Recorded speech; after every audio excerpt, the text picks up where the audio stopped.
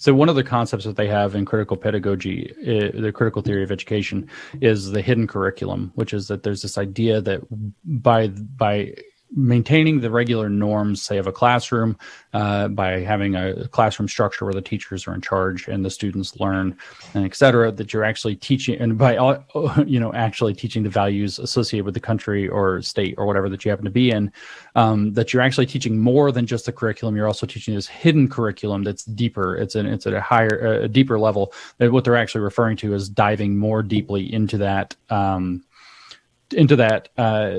ideological understanding, or this worldview understanding of society, or to put it bluntly, it's a deeper level of cult programming is what it refers to. Exactly. I'm glad you brought up social emotional learning, because that is in fact how they shuttle in, as you indicated, the idea, this kind of therapeutic thing that I just mentioned. Yeah.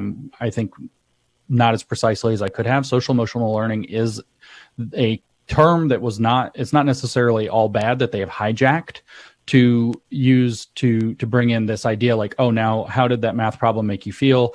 Let's interrogate any defensiveness you had about, being accused of some power dynamic or whatever, to participate as though they are therapists of some kind, right, in a non-therapeutic setting without the license to be therapists, which is going to cause tremendous damage, especially since their theory, if you read, for example, Greg Lukianoff and Jonathan Haidt's book, Coddling of the American Mind, they describe this approach as anti-cognitive behavioral therapy. In fact, that it achieves the opposite of cognitive behavioral therapy. Rather than teaching people to be less catastrophic about their life, less hypersensitive, less emotionally neurotic, it teaches people to be more of all of those things. And this is actually what they're trying to do under that heading of social emotional learning.